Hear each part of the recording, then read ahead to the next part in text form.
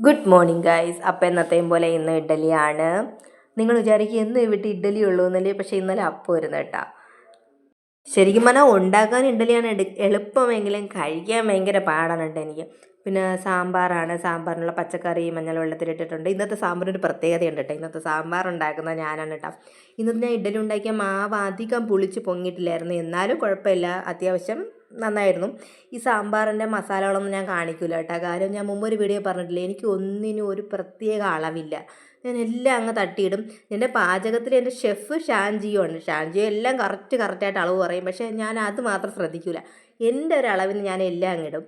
അപ്പോൾ എൻ്റെ സാമ്പാർ ഇവിടെ റെഡി ആയതുകൊണ്ട് അത്യാവശ്യം നല്ല മണമൊക്കെ വരുന്നുണ്ട് കേട്ടോ. എനിക്ക് അത്യാവശ്യം കുറുകിയിരിക്കുന്ന സാമ്പാറാണ്. ഈ അമ്പലങ്ങളിലേക്ക് സാമ്പാർ, കല്യാണങ്ങളിലേക്ക് സാമ്പാർ നല്ല കുറുകിയിരിക്കുന്നില്ലേ.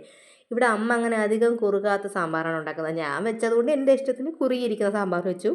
ഞാനൊരു വീഡിയോയിൽ മുമ്പ് പറഞ്ഞിട്ടുണ്ട് ഞാനൊന്നിനും ഉപ്പ് നോക്കില്ലെന്ന്, പക്ഷേ ഞാൻ ഇന്നത്തെ സാമ്പാറിന് ഉപ്പ് ഉണ്ടാകുന്ന നോക്കിയേട്ടാ. കുറച്ച് ഉപ്പ് കുറവായിരുന്നു. ഞാൻ പിന്നെ കുറച്ചുകൂടെയൊക്കെ ഉപ്പ് ഒഴിച്ചിട്ടുണ്ടായിരുന്നു. സ്കൂളിൽ ഉച്ചയ്ക്കും ഇഡലിയും സാമ്പാറും തന്നെയാണ് കൊണ്ടുപോകുന്നത്. ഇന്ന് തിങ്കൻ്റെ സ്കൂളിൽ ഫോട്ടോ എടുപ്പാണ് കേട്ടോ. അപ്പോൾ എനിക്ക് പെട്ടെന്ന് ഞാൻ പഴയ നൊസ്റ്റിലോട്ട് പോയി. എനിക്ക് എന്ത് കാര്യം വന്നാലും നൊസ്റ്റിലോട്ട് പോകും. പണ്ട് ഞങ്ങളുടെയൊക്കെ പഠിക്കുന്ന സമയത്ത് പൗഡർ കൊണ്ടുപോകും, പിന്നെ സിന്ദൂരത്തിൽ പൗഡറൊക്കെ മുക്കി മറ്റേ കളർ പൊടിയൊക്കെ ആക്കിയൊക്കെ തേക്കുമായിരുന്നു. എനിക്ക് പെട്ടെന്ന് അതൊക്കെയാണ് ഓർമ്മ വന്നത്. ഇന്നലെ ഇവിടെ നല്ല മഴയായിരുന്നു കേട്ടോ.